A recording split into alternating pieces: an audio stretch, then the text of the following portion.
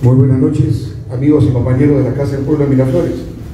Una jornada más de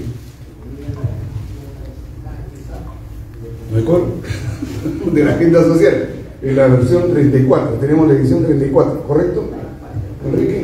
Esta noche la mesa está llena de personalidades en la línea de que llamamos nosotros, el desarrollo rural del país que tanto necesita, que tanto debemos potenciar con gran actividad. No solamente la costa es rica en agroexportación, sino toda la sierra y también gran parte de la selva. Así que bienvenidos. Enrique, te dejo la conducción y me permite en esta oportunidad estar entre el público y coordinando otras tareas que están circulando.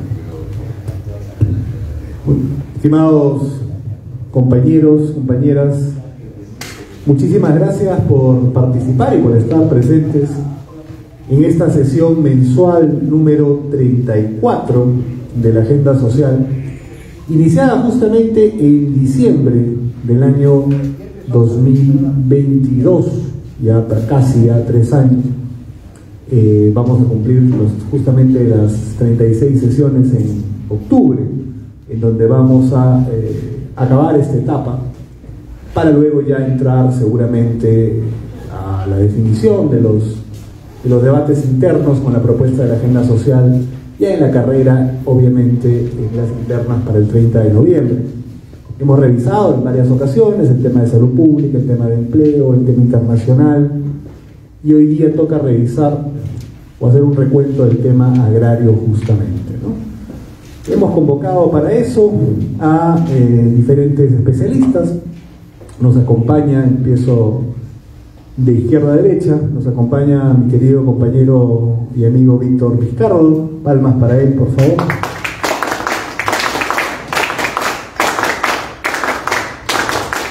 Nuestro amigo que es independiente, además a que le agradecemos el gesto democrático de estar acá, Juan Rizzi, muchas gracias por estar aquí. Tenemos el honor de que nos acompañe al ex ministro, además especialista en la economía y en el tema agrario, por supuesto, don Ismael Benavides. Muchas gracias por venir, por estar acá. Un alto honor contar con usted.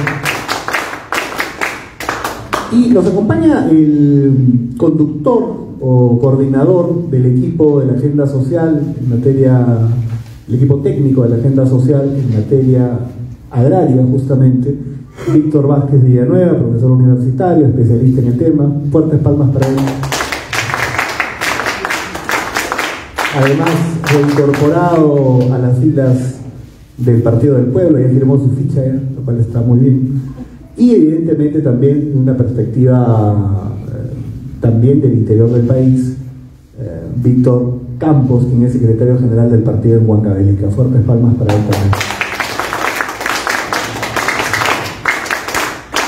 Quiero destacar la presencia de mi querido compañero, gran amigo, además líder sindical, miembro de la Comisión Política Nacional del APRA, Elías Grijalva Alvarado. Fuertes palmas para él. De mi querida compañera Carmen Najarro, miembro de la Comisión Política del partido, también fuertes palmas para ella que nos acompaña. Muchas gracias. De una gran referencia también en el tema agrario, que hoy día está presente, que no sabía que estaba en Lima, mi querido compañero Edgardo Lizárraga. Muchas gracias por estar acá. Fuertes palmas para él. La doctora Elsa Mantilla, líder del equipo técnico de salud, gracias por estar acá.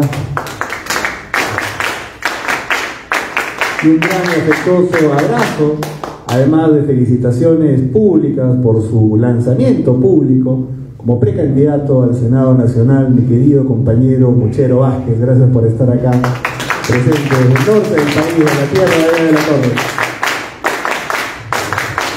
Muy bien, empezaremos entonces.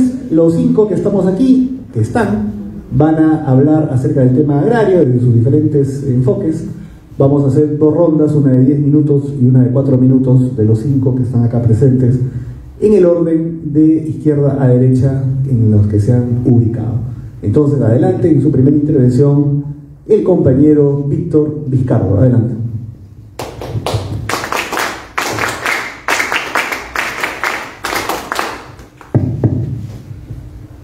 Compañeros, muy buenas noches. En principio agradecer a Enrique Valderrama por la gentileza de haberme invitado. Quien habla no es técnico, no soy técnico especialista en el sector, pero sí soy de familia de productores y soy dirigente gremial. Pertenezco a la Confederación Nacional de Productores Agrarios, a la Defensoría del Productor Agrario y vengo asesorando a Copeagro Apurímac. En los últimos 45 años en los que estoy dedicado a esto, vinculado al reclamo del sector y del productor y las familias agropecuarias, es que vengo repitiendo lo mismo.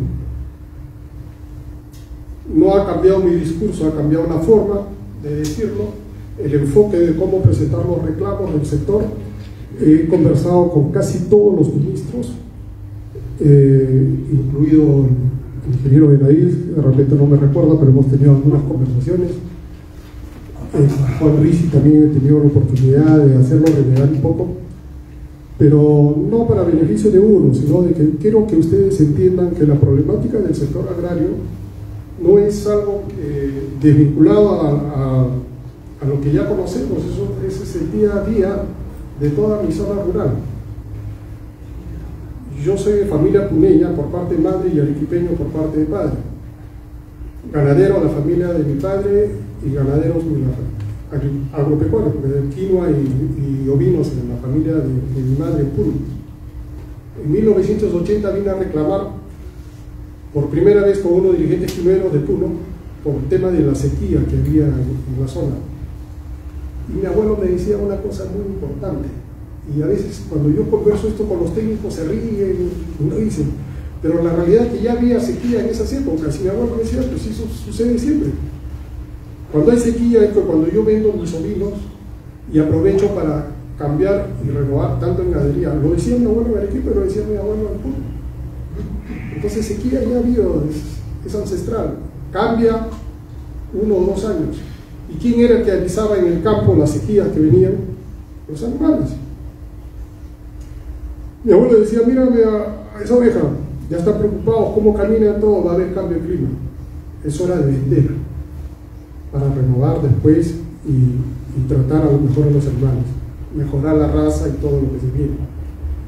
Todo eso que se conoce cuando yo conversaba en las diferentes épocas, en los diferentes años con los que he tratado con el Ministerio de Agricultura, con las oficinas regionales, con los gobiernos regionales, con los proyectos agrícolas, tanto privados como ONG dedicadas. Todos saben cómo es el resultado, pero no se ejecuta.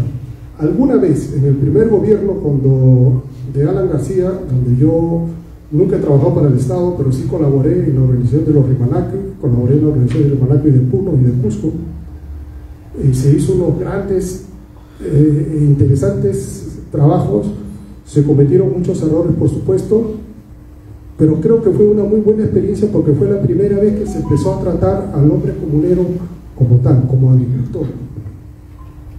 Y se empezó a observar la verdadera sapiencia que tenían y las dificultades a su vez que tenían y qué es lo que se tenía que tratar. Todo esto que se tomó como conocimiento, lamentablemente hubo errores, época de subversión, terrorismo, sufrimos muchos atentados, que le habla también. Vino la época de Fujimori, tuvimos algunas conversaciones con otros ministerios, se hicieron algunas cosas y se empezaron a hacer trabajos de desarrollo, de planteamiento, pero todo muy desvinculado. Tal vez ustedes no, o de repente tienen conocimiento, el agricultor de la sierra del sur es distinto al agricultor de la sierra del norte y del centro, y lógicamente el de la sierra como de la costa. Son productos diferentes, son idiosincrasias diferentes, son culturas diferentes. Cuando tratamos en pleno siglo XXI y decimos vamos a hacer un plan de trabajo de desarrollo agrícola y sale todo vertical como hace el ministerio en la actualidad, no funciona y no ha funcionado y la práctica lo ha demostrado. Si yo lo dijera esto por primera vez me dirían, oye, estás hablando mal, estás loco, pero lo vengo diciendo desde 1980, yo tenía 19 años y siguen cometiéndose los mismos errores, todo se hace vertical y no funciona. ¿Por qué? La mayoría de profesionales del sector del Ministerio de Agricultura son provincianos, vinculados al sector. Yo creo que se olvidan cómo es el trabajo de campo y se empiezan a hacer trabajo de escritorio. Hay programas interesantísimos que se ven, pero hay un gran problema que tiene el Ministerio y para el cual nosotros estábamos conversando con Enrique Valderrama para ver el tema de la agenda social, cómo podría ser las conclusiones y las propuestas reales. El Ministerio de Agricultura, con todas sus oficinas que tiene descentralizadas, no coordinan unas con otras. Algo rural no coordina con ninguna institución. El rural es el ente del Ministerio de Agricultura ejecutivo más grande. Entonces no coordina un director con otro director, o sea, es un divorcio increíble. Y si eso lo sumamos al error y el mal manejo que se hace en los gobiernos regionales, que para mí es una buena idea, pero en la práctica no ha funcionado, en los gobiernos regionales es un desastre. Las oficinas de agricultura, como ejemplo, no coordinan con nadie, si no hay presupuesto para nadie, no se hace nada. Entonces, ¿cuánto es el presupuesto del sector agrario? Hoy, en el 2025, tengo entendido que va a ser 3.100 y pico millones de soles, donde casi el 60% son gastos corrientes. Y por lo general casi el 5% es lo que se retorna, pero no se gastó. ¿Cuánto queda para el campo? Un promedio de 20-25% del presupuesto, que es lo que realmente se debe ejecutar en el campo. ¿Vemos algo? No se ve nada, todo muchos errores. La burocracia nos ha ganado, el escritorio nos ha ganado, y yo creo que el trabajo del sector debe ser afuera, no acá. Acá se debe llevar las pautas, las políticas, etc. No hay un plan de desarrollo agropecuario desde que yo tengo conocimiento y yo estoy metido en esto, desde 1980. Puedo hablar de un poco más atrás, pero yo prácticamente empecé esto en el 80. No hay un plan, no hay una estrategia agropecuaria. Siempre se llega a un gobierno y se reinventa el tema. Y cuando llega un ministro nuevo, con todas las muy buenas intenciones, con toda la muy buena voluntad, pues viene a plantear un plan de desarrollo. Sale él y el nuevo le cambia todo. Entonces no hay una continuidad. Es necesario, por ejemplo, ahora empezar a conversar de cómo podríamos empezar a desarrollar todo el sector si el APRA, en su primer gobierno, con los errores que cometió, siguiendo una política más estatista que otra cosa, que en la práctica no dio resultado. La intención fue buena, pero no dio resultado, hay que hacer una autocrítica. En su segundo gobierno se hicieron muy buenas iniciativas, pero el tema es que la buena iniciativa no se continúa. ¿Qué puede hacer y qué puede plantear el APRA? Yo creo que para esa problemática, que es la falta de continuidad en todos los trabajos, sean buenos o malos. Hay una vez reuniones gremiales que hemos tenido, recuerdo en el año 2008, una reunión grande a nivel nacional de gremio, donde yo estuve participando, y no nos podíamos poner de acuerdo porque el gobierno de Fujimori se encargaron de destrozar a los gremios. Como destrozaron a los partidos políticos en su liderazgo, destrozaron a los gremios. Hemos querido tratar de unificar, pero ha sido casi imposible. Hoy la mayoría de los gremios están por intereses particulares y no hay una lucha gremial. El APRA debería empezar con todo el trabajo que nosotros hacemos en las diferentes regiones del país. Creo que estamos en capacidad de poder organizar una gran posición de desarrollo agrícola, donde el privado tenga su espacio, igual que la agricultura familiar, igual que la mediana empresa, y tengamos todos y podemos caminar. Hay mucho por hacer, hay mucha inversión del Estado en el sector que está no aprovechada y está ahí abandonada. Son miles de millones que están por mal manejos, o malos expedientes, o burocracia, o posiciones políticas, pero están muchas construcciones. Probablemente acá mi amigo Víctor Vázquez, que conoce muy bien cómo está el tema de las represas a nivel nacional, agua se necesita, tierra de expansión se necesita, agroexportación se necesita, pero nunca se coordina nada. Todo se hace de acuerdo a lo que el ministro del momento, con la posición política del momento, se trabaja. ¿Cómo podemos romper eso? Yo creo que ese es el gran acertijo con el que tenemos que empezar a ver cómo lo planteamos. Trabajar un plan de desarrollo agropecuario. Tengo entendido el CEPLAN. En el CEPLAN hay un plan, pero no se sigue. Es un plan que no se sigue. Y ese CEPLAN creo que está ya cambiado. El último que yo tuve en el segundo gobierno de Alan se elaboró todo un trabajo para hacer en el desarrollo agropecuario, pero han venido los diferentes gobiernos y se cambian, o simplemente se deja, no se sigue. Entonces lo que se gastan millones en un plan de desarrollo agropecuario, por ejemplo, Agroideas, que fue un buen planteamiento. Creo que la idea de Agroideas es donde la asociación recibe 80% del Estado en fondos no reembolsables y el 20% lo ponen ellos. Perfecto, es bueno. ¿Cuánto de esas asociaciones funcionan en la actualidad desde que se creó Agroideas a la fecha? Van a ser, creo, 15 años. Ya. El 90% ya no funciona en esas asociaciones. ¿Verdad? ¿Cuánto dinero se ha desperdiciado? Y el 90% estoy queriendo ser buena gente, porque creo que es un poco más. Y eso nosotros lo llevamos como gremio. Yo manejo más el sur. En Cusco, el 95% de las asociaciones que han recibido beneficios de Agroideas han fracasado. En Puno, una sola cooperativa funciona, es una cooperativa de quinuelos, que empezó muy humildemente y ahora está en la exportación. Es un gran ejemplo. Pero uno, en Puno. Y ahora se están tratando haciendo de desarrollos. Quieren convertir a Puno en exportación de fresas. Y yo, la verdad, dicen, de Ácora van a salir fresas. Y yo soy de Ácora, mi familia es de Ácora. La verdad que es un desperdicio. Yo no digo que no se haga, está bien si se puede hacer. Se van a hacer producción de fresas en fitotónicos para el mercado brasilero, perfecto. Es una cosa pequeña. Puno es riquísimo en una zona ganadera, de bovinos, en granos andinos. ¿Por qué no se empieza a desarrollar su potencial? No querer inventar otra cosa. Yo creo que es una justificación para los trabajos que está haciendo el ministerio, decir y poner como ejemplo, y lo he escuchado hoy día en el Congreso cuando el ministro lo ha dicho, que Puno va a exportar a Brasil fresas. ¿De dónde van a venir? De Ácora, un fondo, están sembrando en fitotónicos. Bueno, yo que soy de Ácora, es cierto, hay unos fitotónicos de fresa que se estaba planeando para hacer alto consumo, pero ahora lo quieren hacer para exportación. Bueno,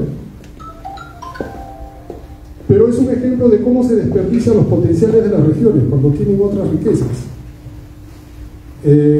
Mis abuelos tenían cerca de 6.000 ovinos en sus mejores épocas y era muy bien, se exportaba, se traían los ovinos a Lima, se sacaban la lana de ovejas, se vendía a la iglesia en parte y en otra parte se iban a otros productores. Y era un buen negocio en la época. Vino la reforma agraria, se desapareció todo eso y nunca más se volvió a retomar. No hay ninguna asociación, ninguna organización que tenga 6.000 ovinos en Puno. Y del 100% de las tierras de los ex hacendados, solamente se utiliza en la actualidad casi el 20%, ni al 20% llega. ¿Eran malas tierras? No, simplemente no falta apoyo tecnológico. Se trata al agricultor como ignorante en algunas cosas, cuando el agricultor sabe manejar su ganadería, sabe manejar su agricultura, sabe manejar su cosecha. Lo que no sabe es comercializar, lo que no sabe es generar. Hoy, en pleno siglo XXI, los jóvenes ya están saliendo del campo. El celular los está llevando a otros lugares. ¿Eso es bueno? No.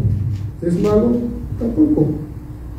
Es simplemente una realidad. Entonces, ¿qué oportunidades nosotros estamos dando? Yo creo que la formación de cooperativas es una muy buena opción que se ha dejado de lado, no se ha sabido aprovechar. Yo conozco en el extranjero y conozco algunas cooperativas a las que he estado colaborando en su desarrollo y están funcionando extraordinariamente. pero desde el punto de vista de conocimiento privado. No hay, el Estado no toca. Si el ministerio desaparece mañana, no sucede nada con la agricultura familiar, no sucede con nada con el pequeño minero, el pequeño agricultor, y mucho menos con el agroexportador, que no necesita el ministerio para nada. Yo dejaría el tema ahí para los próximos. Gracias. Muy bien, Víctor. Primera intervención por 10 minutos de Juan Rich, adelante.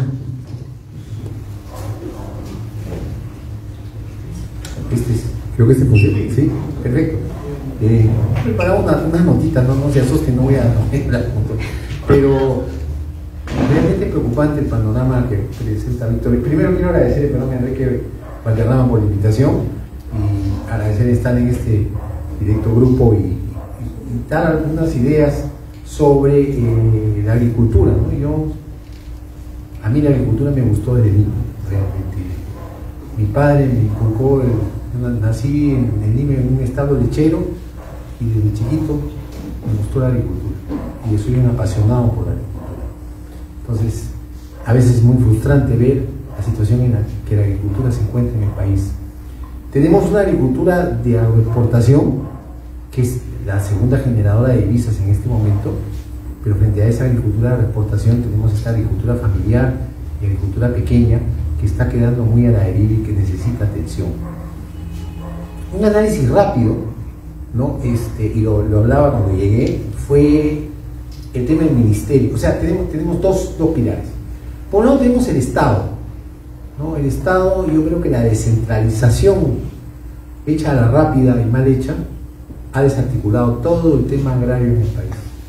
Definitivamente, el que al ministerio se haya privado las direcciones regionales de agricultura ha dejado, pues, como lo dijo Víctor Vizcarra, a muchas oficinas del ministerio trabajando cada una por su lado, ¿no? Se trató en la época del 2017 de juntar a estas oficinas, porque había agro rural, había agroideas, INIA, SENASA, ANA, y en algunos había más, en algunos, pero sí, oye, júntense y trabajen y coordinen, porque cada uno era así como que trabajaban cada uno por su lado, como gallinas en un corral que corren por el maíz para un lado y para el otro, ¿no? Pero además, ¿no? El Ministerio de Agricultura en el año 2003 tenía un ministro, un viceministro y 3 directores generales, ¿no? No sé quién tuvo primero, para mí, mi concepto es llamar el Ministerio de Agricultura y Riego, le hizo un daño al ministerio porque el riego se comió a la agricultura, ¿no? Entonces el ministerio se volvió un ejecutor de obras civiles. Muy bien que el riego sea necesario, pero abandonar todo el tema de planificación y de producción ha sido lamentable. El ministerio tenía 3 directores generales y un viceministro. En la actualidad el ministerio tiene 2 viceministros, 9 directores generales, y ni qué decir de la cantidad de proyectos y oficinas, ¿no? Es una cosa monstruosa, ¿no? Entonces yo siempre digo, es un ministerio que se llenó de generales y se quedó sin soldados, y eso tiene que cambiar, porque si no vamos a estar mal. Y es más, le pongo un ejemplo. Yo fui viceministro de Política Agraria, ahora le han puesto un nombre mucho más largo, viceministro de la Política, pues les gustan los nombres largos, ¿no? Y el otro se llamaba Viceministerio de Desarrollo de Infraestructura Agraria y Riego. Pero estaba tan mal dividido, porque yo digo, si se llamó Ministerio de Agricultura y Riego, ¿por qué no tuvo un viceministro de Agricultura y un viceministro de Riego? No, tuvo esto. Entonces, si hay un problema de arroz, y el problema de la producción es del Viceministerio de Infraestructura y si es de precio, es del viceministerio. Entonces, ¿cómo se puede entender y cómo puede dar un ministerio así? Además, se desconectó totalmente de la región.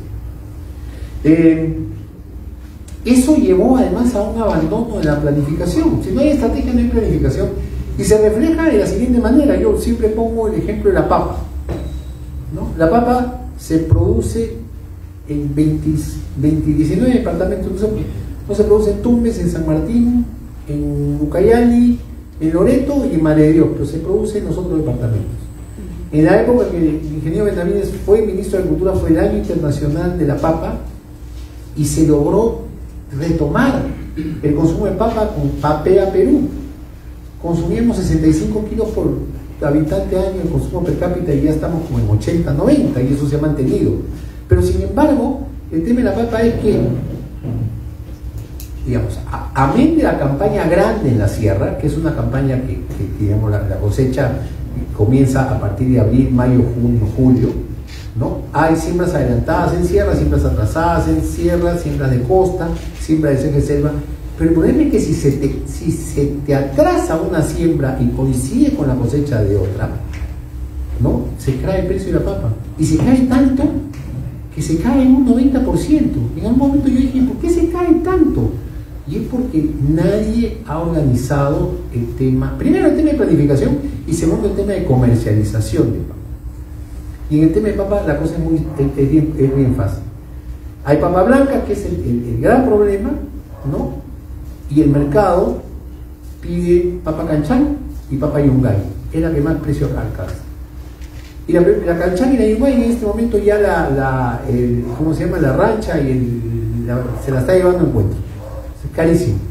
Digo, ¿y por qué no se reúnen con los comerciantes de papa y van metiendo las otras papas que hay? Porque hay muchas variedades que son parecidas, pero como no es canchán o no es yungay, no se compran. Entonces, no hay ese abandono, ¿no? Y esa falta de planificación es lamentable. Pero en la vereda del frente creo que también falta una organización del lado del frente, la sociedad civil, que le tenga que exigir al gobierno y a los gobiernos regionales acción.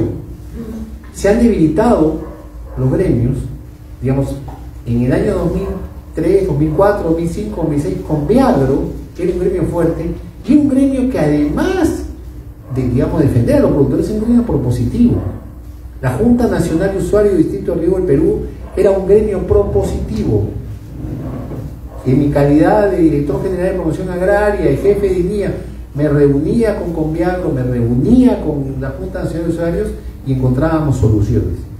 Ahorita en este momento no hay quien dirija y quien de frente le exija al gobierno que se haga algo por la agricultura, y por eso la agricultura está a la deriva y tenemos el ministerio que tenemos, ¿no? Que alguien me dijo, qué bonito, ha mejorado porque el edificio está bonito. Sí, está bonito, pero ¿y adentro qué hay?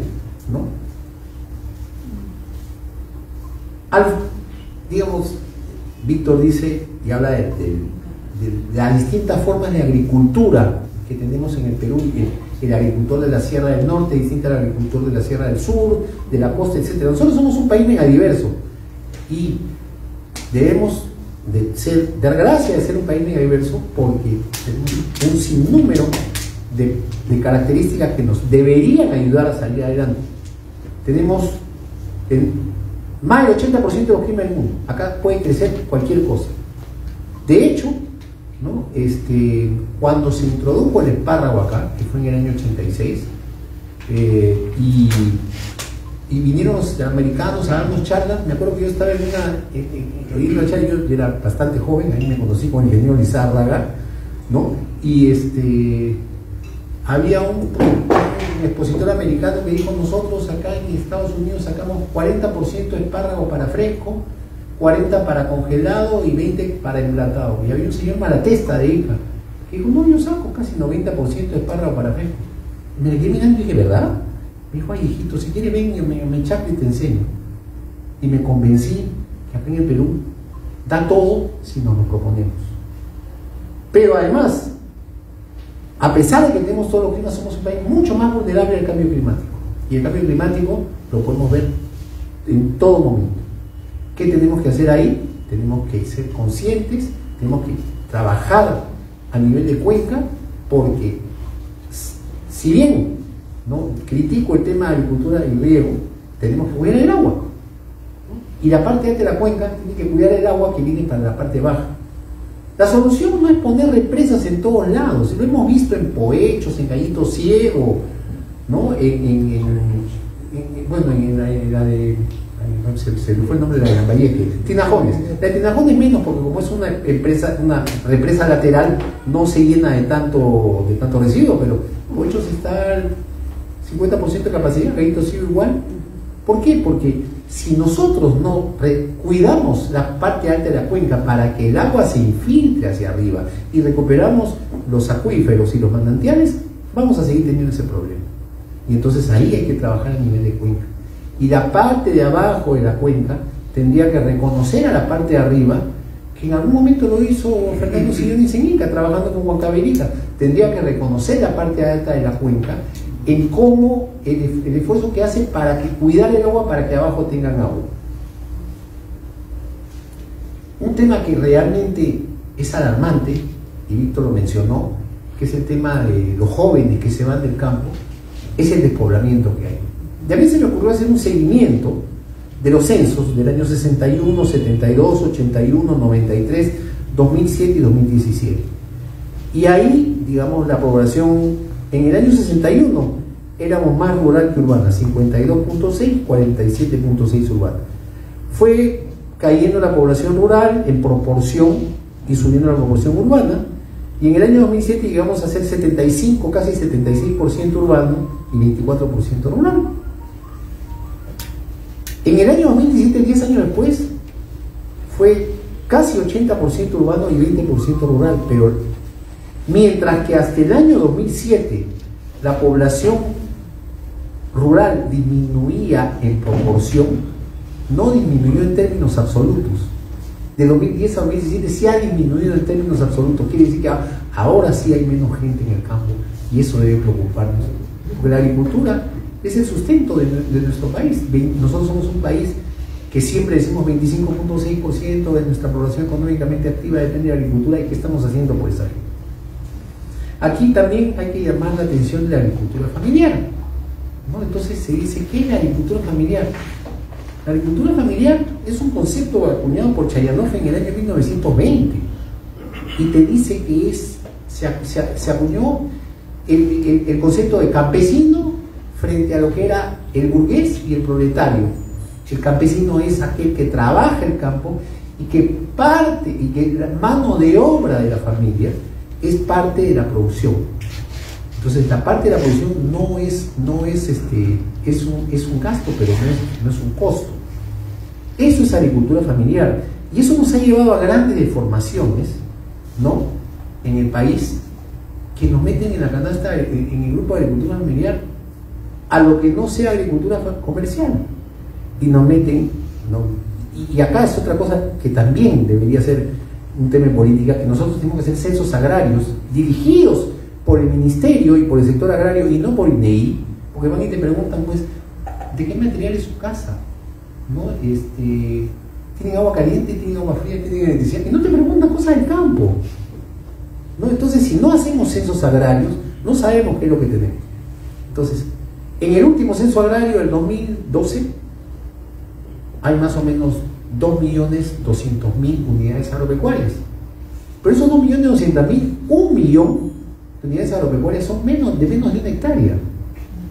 Me pregunto yo, porque pasó en la época del fenómeno del Niño, ese millón de llamadas unidades agropecuarias, ¿son agricultores o es gente que hace agricultura? Ojo que hay una diferencia muy grande, porque ese millón de unidades agropecuarias declaradas como tal vez es gente que más saca de su nivel de ahorros y vuelve a ese agricultor familiar, es el que hay que atender. Quiero terminar porque hay muchas cosas. También la falta de rumbo y la falta de guía que hubo se vio cuando hace 2 años o 3 se encareció el precio de la urea, ¿no? Y pucha, que yo ahí decía, Dios mío, pero ¿en dónde nos estamos perdiendo? O sea, sí, que la urea, que hay que traer urea, que tenemos que traer urea. Yo decía, oye, ¿y quién va a traer la urea? Si llega un barco con la urea, ¿quién va a descargar la urea? Acá hay urea en el país. Era más cara porque había subido el precio. Nadie, en un gobierno que dijeron no más pobres en un país rico, se preocupó de mirar, ¿no?, de que el precio de la urea se estaba disparando, no por la guerra de Ucrania, sino porque China había empezado a comprar urea, ¿no?, y el mercado subió el precio y nadie dijo, iba a subir la urea. Pero igualito, a mí se me ocurrió en el año 2023, en julio, que me quedé, bueno, ya mis hijos están grandes, se casaron, ya se subía, pues, me quedé solo en mi casa y dije, bueno, me pasaré a fiestas patrias haciendo cálculos, y entonces hice unos cálculos que se los puedo compartir, y dije, a ver, ¿qué hacemos para para, a ver, ¿qué vamos a hacer? Con el precio actual de la urea, ¿qué hay que producir en este momento? Hay que producir arroz en la costa, maíz amarillo duro en la costa y papa en la sierra. ¿Cuánto cuestan los fertilizantes? Y me puse un escenario, pues soy agrónomo. ¿Cuánto cuesta, cuánto me rinde, por ejemplo, el arroz en la costa si no le pongo fertilizante? Dije, bueno, 4 toneladas. Y todavía fui buena gente, ¿no? Porque menos de 4 te rinde. ¿Cuánto me rinde el arroz si le pongo los 80 kilos de nitrógeno por hectárea que se le pone? 8 toneladas. Y también fui mala gente porque podría rendir más, ¿no? ¿Cuánto me cuesta la urea? ¿Cuánto me cuesta el fertilizante? ¿Cuánto me cuesta mi costo de producción? ¿No? ¿Cuánto gano de más y cuánto me costó la urea? Bueno, en el caso del arroz me dio una relación beneficio marginal, costo marginal de 429%, en el caso de maíz 529%, en el caso de papa 599%. Ergo, ¿no? Yo no sé qué tanto lío hicieron con el tema de la urea, cuando lo que había que hacer era ayudar al productor y decirle, si no tienes plata para la urea, te presto la plata y cuando coseches me la pagas. Así de sencillo, parte de políticas agrarias. Ahí se los dejo, muchas gracias. Muchas gracias, Juan Enrique. Primera intervención de don Ismael Benavides. Fuertes palmas, por favor.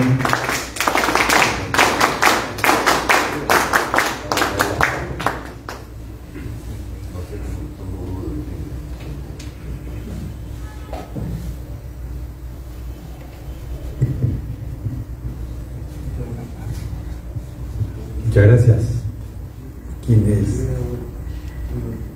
Quienes me antecedieron tocaron diversos temas sobre la agricultura, que lo único que refleja es que la agricultura es una actividad múltiple, llena de variables, llena de diferentes elementos que hacen que la agricultura sea una actividad compleja. Los citadinos en general poco entienden la agricultura. Incluso las autoridades, como ha mencionado Juan, no viven la realidad del campo, la realidad de la agricultura y todos los elementos que confluyen ahí. Y por supuesto salen con recetas generales. Es una actividad que es muy distinta, no solamente ecológicamente, las variedades que se cultivan, las formas de cultivar, el uso del agua, etcétera, etcétera. Y en ese sentido, pues, cuando se hizo la regionalización en el gobierno de Toledo, fundamentalmente, se destruyó la poca estructura que había en las autoridades agrarias, y que se repartieron pues en 25 regiones, cada una manejada su real saber y entender. Sacaron a todos los profesionales que habían en las direcciones regionales de agricultura, las llenaron de gente, nombramientos políticos, y por supuesto la estructura la presencia del Estado en el campo desapareció. Y como dijo Víctor, simple y llanamente, la presencia de un Ministerio de Agricultura en el campo, excepto en proyectos y cosas específicas, simplemente no existe. Y los agricultores se han tenido que valer por su cuenta, con poca financiación, con los pocos recursos que pudiesen generar en sus unidades agrarias, y hacer el desarrollo de la agricultura donde estamos hoy. La agricultura moderna de la que tanto se habla, que son apenas 250.000 hectáreas de las 11 millones de hectáreas supuestamente cultivables, aunque no todas son cultivables, porque la mayoría son de secano, es decir, con lluvias. Esas 250.000 hectáreas se han valido por su cuenta para desarrollarlas, desde la incorporación de variedades, tecnologías de riego, la comercialización, etc. El Estado ha hecho muy poco. Entonces es una actividad que ha estado básicamente de alguna forma abandonada por los distintos gobiernos. Eso tiene también sus cosas positivas, porque ha permitido que la agricultura, los empresarios agrícolas puedan, sin mayor interferencia del Estado, desarrollarse. Pero el Perú es un país agrícola. Hablamos mucho de la minería, evidentemente también es un país minero, pero es un país agrícola de historia, de tradición. La mayoría de su población económicamente activa está en el campo. Hoy día ya no viven tanto en el campo, pero trabajan en el campo.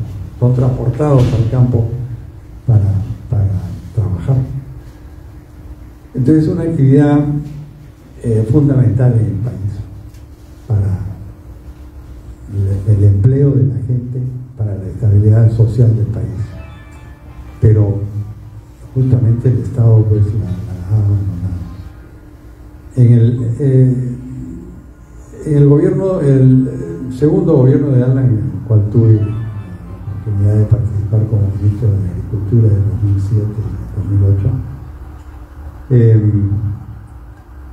se trataron de hacer muchas cosas y yo creo que se dio un salto adelante muy importante. Por supuesto, aparte de completar Chavimochi, que hornos, varias obras que estaban en camino, que siempre fue la visión del APRA además, porque Víctor Raúl decía, y lo dijo en un discurso en el año 67, agua o muerte. El campo está ligado al agua. Sin agua no hay agricultura. Y por supuesto, tanto en el primer gobierno de Alan como en el segundo, el tema de la infraestructura de riego pues, se desarrolló de una forma importante. Sin ello hubiera sido imposible desarrollar lo que es la agricultura moderna, como en Chavimochi, como en Lambayeque y como en otras zonas del país.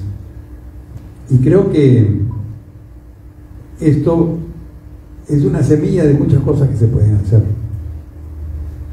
pensando siempre que el país es mega diverso. En la selva se ha desarrollado la siembra de arroz, pero también se ha desarrollado nuevos cultivos como el cacao. El cacao hoy día se ha cuadruplicado de precio y es el sustento de muchos pequeños agricultores en la selva, igualmente el café. Y eso demuestra que en esa zona se pueden hacer distintos cultivos. Y también debo añadir palma aceitera. En la sierra, donde ha habido menos desarrollo, pero hoy día vemos que se siembra palta en Andahuaylas, una serie de lugares del Perú, se está empezando a exportar mucha palta de la sierra. O sea, ya se ha integrado a la cadena agroexportadora, que es importante. Hoy día el Perú exporta más o menos 230 tipos de productos agrícolas. Y no solamente las famosas paltas, arándanos o uvas, sino exportamos jengibre, kion, maca, quinoa, kiwicha. Hay más de 5.000 empresas grandes y pequeñas, muy pequeñas, que exportan. Entonces, ese espíritu creo yo que está permeando en el agro. Yo creo que la ganadería altoandina es un área que tiene muchas oportunidades. El desarrollo de la fibra de alpaca, mejorar la raza, mejorar la calidad de la fibra, la crianza de ovinos es muy importante. Siempre fue importante en las zonas altoandinas, pero se dejó de hacer. Igualmente la ganadería vacuna. Y creo que la mejora de pastos en la sierra podría tener unos pasos muy importantes. Y por supuesto la mejora en la variedad de papa. La papa concentra más o menos 3 millones de personas, que son los más pobres en la agricultura. Yo me acuerdo cuando hicimos el programa Papea Perú, los precios de las papas subieron y se logró mejorar solamente con una campaña publicitaria 1.000 millones de soles de ingresos a los productores paperos. Por supuesto pudieron comprarse algunos hasta sus camionetas o mejorar sus viviendas. Pero yo creo que la potencialidad del Perú es enorme. Y por supuesto, en la costa no solamente tenemos los desiertos que hay que irrigar, pero tenemos Majes, que lo concesionamos en el año 2010, pero que los distintos gobiernos no le dieron la importancia, y por supuesto ahí sigue abandonado, pero entiendo que lo van a retomar. Pero hay muchas otras zonas del país que se pueden irrigar, y por supuesto que H3 se puedan mejorar y descolmatar Poecho, Gallito Ciego. Entonces, las posibilidades aún siguen inmensas. Y lo que hicimos en el gobierno de Alan, aparte de las obras de infraestructura que fueron importantes, fue los tratados de libre comercio que nos abrieron mercados para los productos peruanos, los protocolos sanitarios que siguieron a los tratados de libre comercio para que pudiese entrar nuestra fruta y nuestros productos a los distintos países, y eso ha determinado que se puedan exportar, pues entiendo que este año se esperan 13.500 millones de dólares. El segundo rubro de exportación del Perú, pero es además el que más emplea, porque la agricultura pues emplea el 25% de la población económicamente activa, y ahí tenemos que incidir. Y justamente es la pequeña agricultura a la que hay que ayudar, que debe ser la labor del Estado, también de la mano con los privados. Por ejemplo, hablé de la palta, la cadena de valor de la palta empieza con pequeños agricultores, hay acopiadores que lo llevan a plantas de proceso y lo exportan. Entonces ahí hay 3 o 4 pasos en este esfuerzo, y eso se puede replicar con uva, se puede replicar con arándano, se puede replicar con distintos productos, pero se necesita una visión clara, y eso es lo que falta. Nos centramos en la discusión de una ley agraria, si se va a bajar los impuestos, no se va a bajar los impuestos. Yo creo que sí hay que mantener el régimen que lo establecieron en el gobierno del ingeniero Fujimori, porque la agricultura es una actividad muy distinta a una actividad común, industrial, comercial, con múltiples variables de precio, como que hoy tienen la agroexportación. Tenemos todos los valles costeros que están en manos de pequeños agricultores y que se les debe integrar a las cadenas productivas, se les debe apoyar, y instalamos electrificación rural para 3 millones. Entonces yo creo que pequeño y mediano agricultor, para insertarlo, necesitan estímulos, claro. Estímulos, ¿qué tipo de estímulos serán necesarios? Cuando el precio, hace 2 años y el año pasado, cuando el precio de la palta cayó, oiga, al pequeño agricultor han tenido que botar sus paltos, porque menos de $1 por kilo. Saben perfectamente que los derechos de uno son vulnerados y los del otro son respetados por el solo hecho del dinero. Y eso tiene mucho que ver hoy día con lo que señalaba Ismael también y los amigos. Agua. Agua, señores. ¿Nos falta agua? No sabemos si nos falta agua, porque no tenemos una política de Estado en materia hídrica. ¿Y qué significa política de Estado? No saber cuánto de agua tenemos, porque es lo primero. Significa cómo incrementamos, cómo gestionamos perfectamente, óptimamente los recursos hídricos. Y gestión significa saber usar, pero también saber incrementar. El agro, el 92% o 75% del agua absorbe el agro. La minería el 3%. pero nos han creado un conflicto entre agro y minería, por el agua, Entonces, ¿qué se tiene que hacer? Insisto, política de Estado en materia hídrica, y una que involucre gestión, y gestión es un término amplio, que significa uso, reuso, capacitación, organización, institucionalidad, tanto pública como privada, alrededor del agua. No podemos seguir asistiendo, ¿no?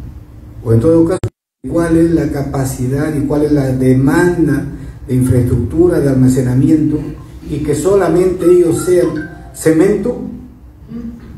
No siempre.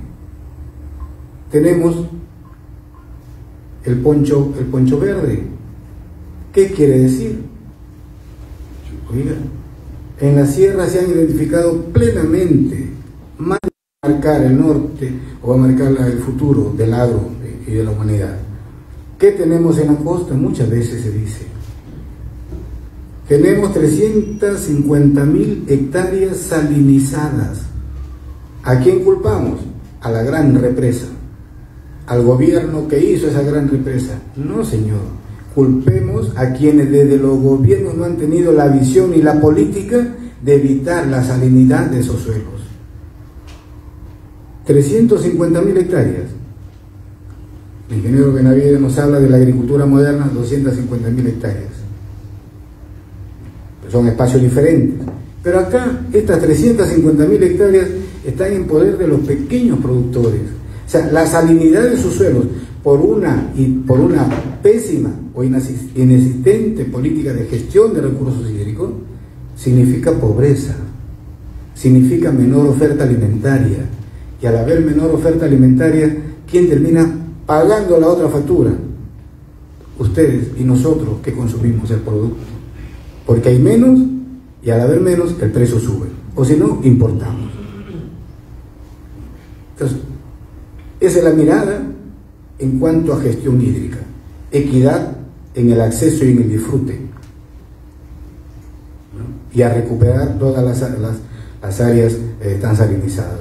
Pero hay otro tema también crítico en el agro, y me voy a referir al tema de la tierra. Acceso al uso y disfrute de los recursos que tiene mi país, que tiene nuestro país. Porque si no damos una mirada y no definimos con claridad una política de Estado, no estamos lejos en el mediano plazo de tener que asistir a una nueva reforma agraria. Como quieren aquellos que les gusta siempre destruir la economía, eso tenemos que evitarlo. ¿Y cómo lo vamos a evitar? Haciendo que el acceso a la tierra sea tan igual para Juan Pérez como para Johnson. La promoción y el fomento para el capitalismo popular agrario de los jóvenes.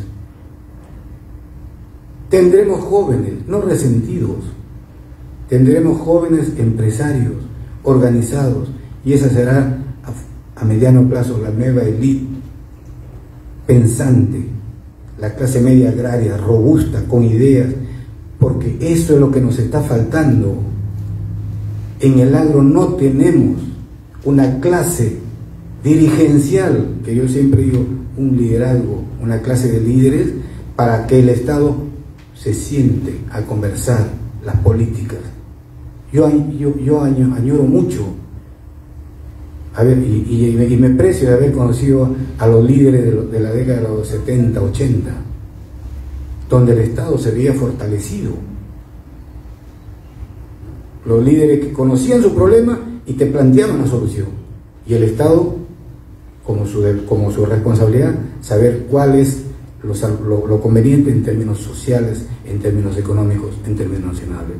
Ese liderazgo no existe.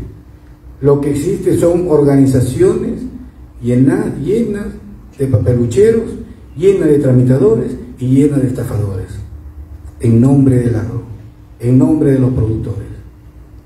Y a la falta de una política de Estado, nos conviene estar conviviendo ¿Y el resultado cuál es? Que seguimos alentando la desinstitucionalización privada en el campo. Pero a su vez, como no tenemos un interlocutor válido que me diga los errores y los aciertos y el camino a transitar, el efecto es en el lado público, que se da la desinstitucionalización en el lado público. Por eso decían los amigos, el Ministerio de Agricultura. El Ministerio de Agricultura es un desastre. Y corregirlo significa decisión política, que alguna vez lo dije acá. Si un gobierno y un ministro no tiene decisión política para cometer el rediseño institucional agrario, estaremos engañándole y estafándole a los millones de hombres y mujeres del campo. Y eso no es justicia social. De la posición de dar los lineamientos, de proponer los lineamientos, es justicia social, ¿no? Pero en la que todos ganemos, todos quienes nos dedicamos directa o indirectamente al agro. Porque claro, y uno de los puntos, otro de los tantos puntos flacos que siempre uno asiste a mirar es el nacimiento de programas. Juan Rice nos señalaba 3 direcciones generales, hoy hay 12 y no sabemos cuántos más hay. Bueno, esa es la desinstitucionalización, ¿no? Y por ahí nos salen con programas. Yo recuerdo mucho el año 80, el segundo gobierno del presidente Alan García, cuando del partido se dijo cierra exportadora. Yo recuerdo que escribí un artículo diciendo que no le engañen al campo, porque quedará y perdurará en el nombre, pero ningún beneficio para el productor, como se hablaba de cierre exportadora. Ahí está. Creo que el tiempo me dio la razón. Pero sirvió para burocracia. Sirvió para burocracia. Y con eso no culpo a quien dirige la nación. Los culpables son quienes lo siguen. Quienes lo siguen. Por ejemplo, Ismael ha señalado con suma propiedad. Y cuán beneficioso e importante fue que el presidente García impulsara los tratados de libre comercio. Y hoy día la economía lo ve. Sí, pues, pero mi posición siempre fue, y eso es bienvenido, pero ¿qué hay para el agricultor empobrecido? Porque abrir mercados para el agro nacional es como estar compitiendo en ligas mayores y yo ni siquiera tengo el botín. No. Pero la burocracia de ese momento no tuvo mejor idea que crear un programa como llamado Agroideas. Víctor Vizcardo, con suma claridad lo ha señalado. No es que sea malo el programa, sino que no fue enfocado adecuada ni apropiadamente para cumplir los fines que acompañen esa liberalización de los mercados, del mercado agrario. Recuerdo, años atrás escribí un libro haciendo énfasis en ello. Entonces, ¿qué queremos? Queremos que la función, especialmente, particularmente agraria y los demás sectores, sean conducidos por gente competente, por profesionales competentes, por profesionales y peruanos comprometidos. Miren, la Contraloría General de la República nos señala que en el agro hay 344 proyectos paralizados que significan 8.000 millones de soles, proyectos asociados al agua. Eso significa 12 veces el presupuesto público que le asignan a inversiones para el Ministerio de Agricultura. ¿A quién culpamos? Y cuando el agro reacciona, ese pequeño agricultor reacciona, ¿qué señalamos? Nos vamos en diatribas, pero no entendemos que el gran culpable es el propio Estado, su burocracia pública. ¿Por qué? Porque cree que la política debe ser única, cree que hacer agricultura es diseñar el mapa, diseñar la parcela en el escritorio, en la computadora o con inteligencia artificial. ¿No? Es el momento de que Perú necesita una profunda reingeniería, sí. Nos siguen vendiendo el cuento del presupuesto por resultados. Y encima uno tiene que darle bono de productividad. Por Dios, ¿a qué estamos llegando? ¿Cómo me vas a pedir bono de productividad, ¿no? Cuando simple y llanamente la masa empobrecida hoy día aumenta más para los bonos sociales? ¿De qué productividad me hablas? O sea, la burocracia ha ido creciendo tanto, ¿no?, que se convierte en el gran sifón de los recursos públicos. Y muchas veces nuestras autoridades, bien, gracias, no me toquen el piso y yo vivo tranquilo. Eso tiene que cambiar si queremos de verdad que sea una propuesta en hechos basado en la justicia social que pregona nuestro partido y pregonó nuestro jefe. Tenemos que hacerlo realidad, pero no nos convertamos en cómplices, que nos está conduciendo a algo mucho más doloroso. Este Estado no sirve, y quien quiere dirigir el Estado y quien debe dirigir el Estado, ¿no?, tiene que tener suficiente fuerza y compromiso con el Perú, y quienes lo acompañen de igual manera. Y cada uno de nosotros, compañeros, llevemos este mensaje, como le dije, seamos un soldado en este proceso de reconstrucción de la patria. Seamos un soldado para reconstruir la patria, pero cargado y lleno de aquellos mensajes y compromisos de la justicia social. Compañeros, nunca es tarde. Hagamos honor y memoria por aquellos que desde el partido, desde sus ideales, desde las trincheras, supieron dar su vida por ver un Perú diferente.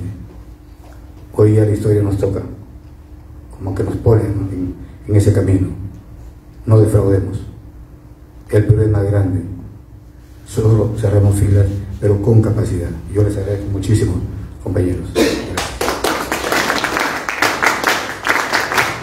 Muchas gracias. Adelante la primera intervención de Víctor Campos.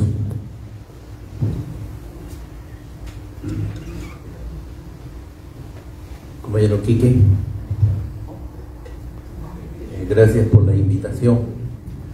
Es un honor estar aquí acompañado de personalidades que ya han tenido la oportunidad de estar al frente del gobierno, pero al mismo tiempo también amigos y compañeros que en el transcurrir del tiempo han logrado amplia experiencia en los temas agrícolas.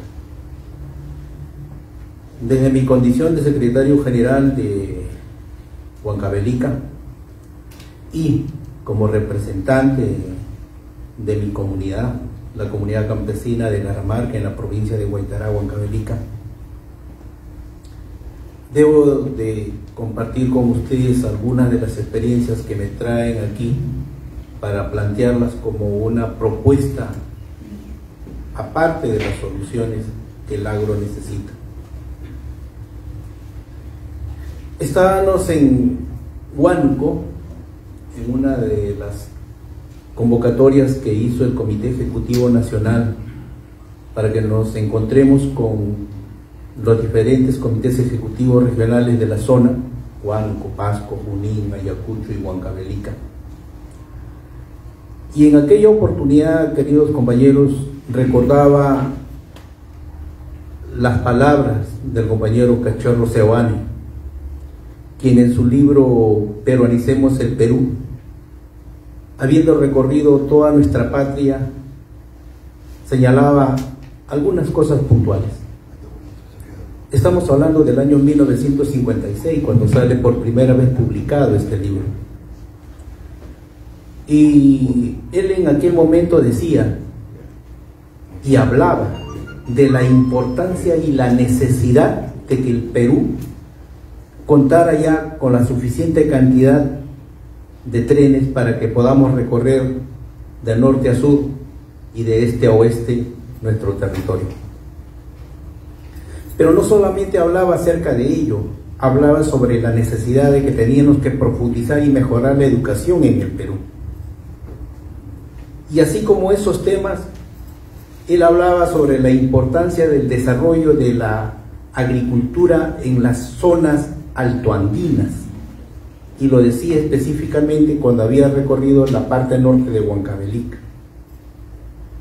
Y hablaba también sobre la importancia de ejecutar los proyectos de trasvase de agua y de irrigaciones. Y ahí hacía mención, por ejemplo, al proyecto de Tambo Nuevo, que es un proyecto anhelado por la provincia de Huaytará, en el sur, en el distrito de Córdoba, que compromete a los distritos de Laramarca, Querco, Coyo, Quiraguará. Hago mención a esta inquietud y es parte de la historia de nuestro partido porque recordemos a José Carlos Mariátegui. Él nos decía que el problema del indio, me refiero al campesino, era el problema de la tierra, decía él. Y el compañero jefe en su oportunidad, aclarando este tema, decía: el problema del indio o del campesino ahora no es el problema de la tierra, es el problema del agua. Entonces,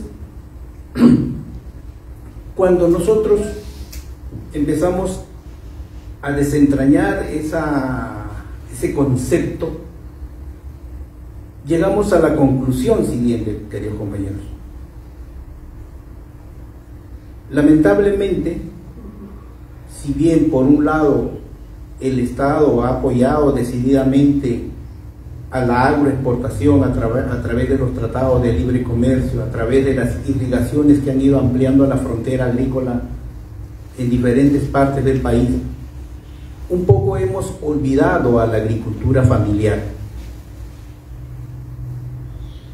Recordemos que del 100% de las unidades productoras en nuestra patria, el 98% está en manos de la agricultura familiar y solo el 2% está en manos de la agroexportación.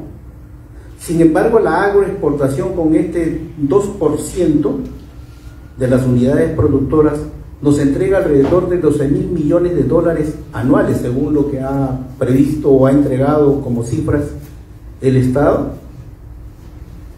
Y nuestra agricultura familiar se encuentra empobrecida cada día más y más. ¿Y por qué hablo acerca de la agricultura familiar? Porque Huancavelica justamente depende de la agricultura familiar. Allá no hay agroexportación, la hay en la costa, pero no en la sierra. Y no me estoy quejando de la agroexportación, porque creo que es importante y necesario para el desarrollo del país.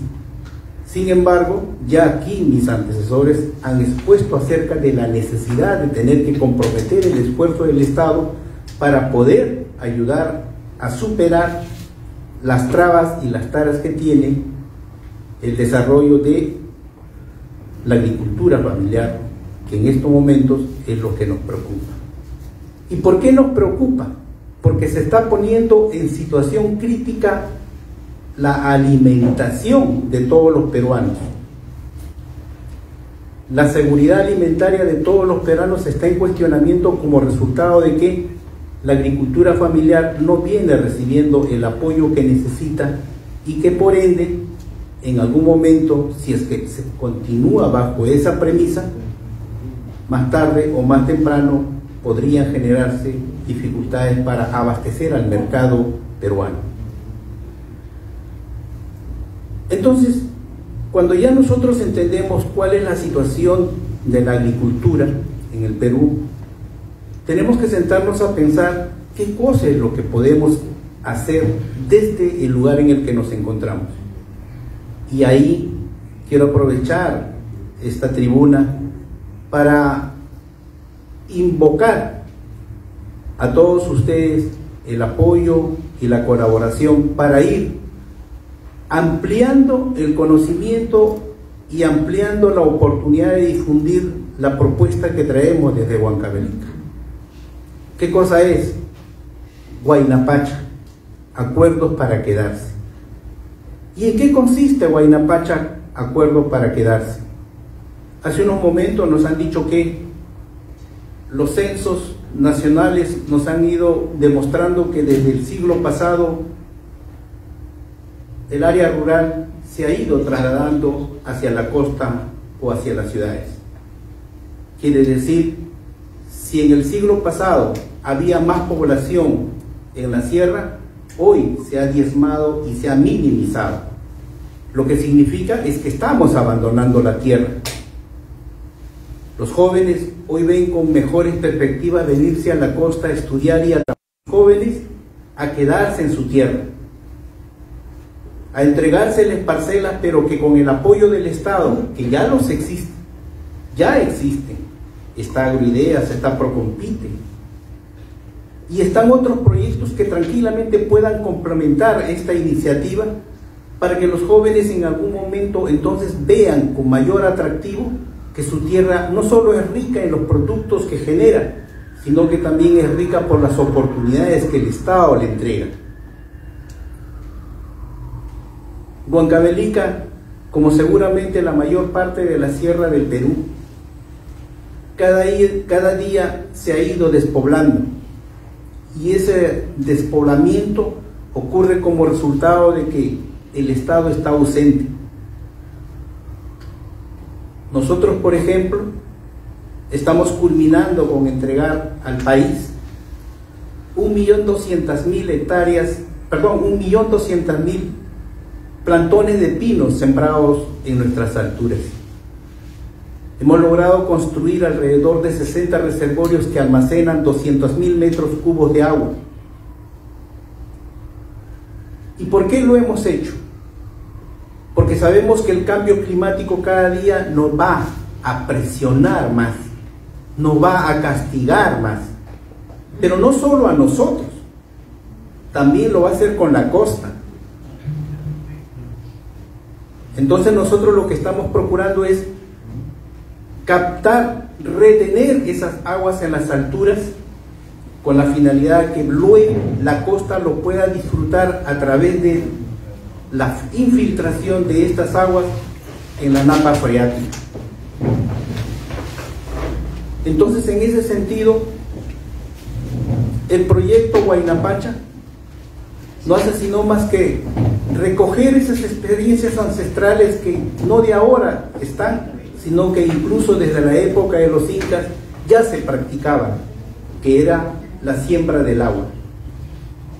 Ahora nosotros pretendemos que esta iniciativa se convierta en el futuro en una iniciativa de ley que nos permita apoyar a los jóvenes a fin de que puedan retornar a sus tierras y puedan trabajarla de manera colectiva con el apoyo del Estado.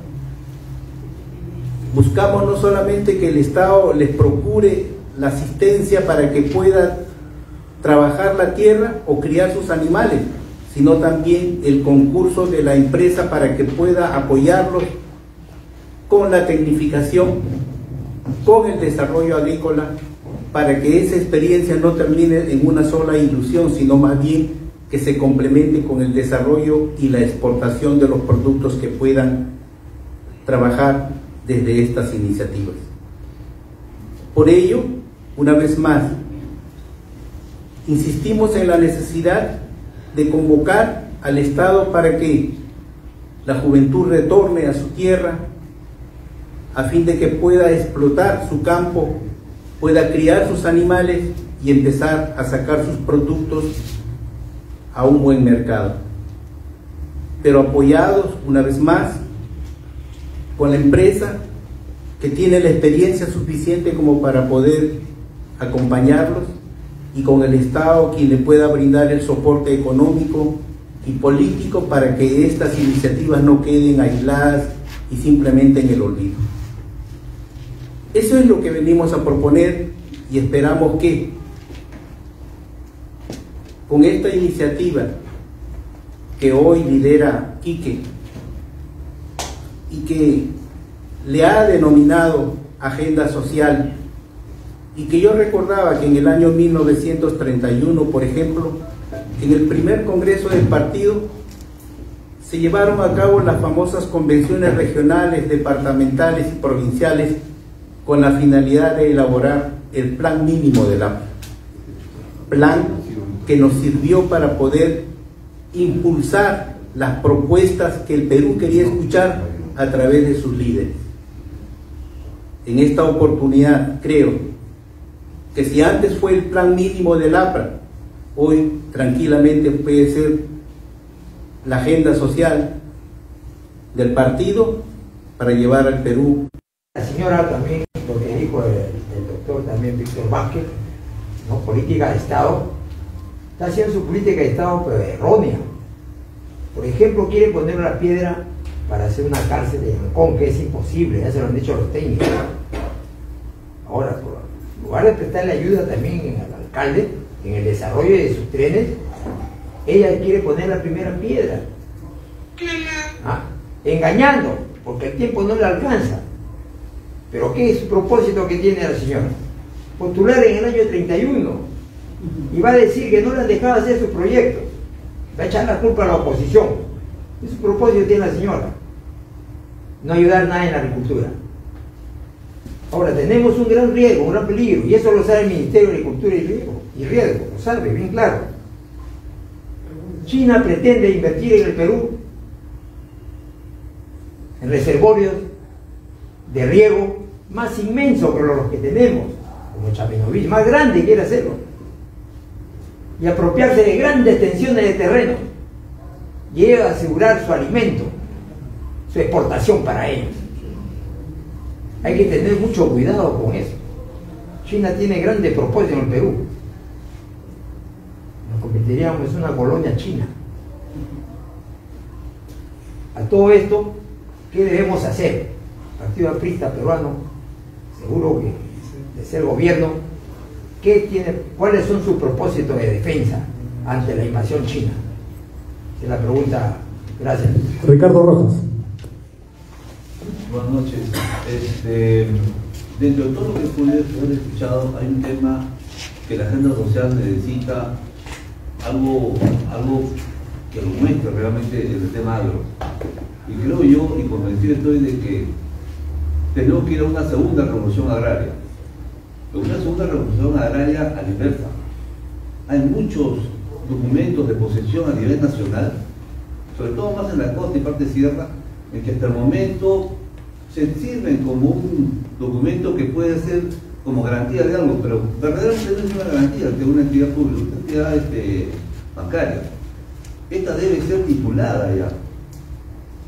Hagamos una propuesta seguramente en la agenda social de titular toda esa cantidad de miles de documentos de posesión y que estas personas sean dueños de su tierra.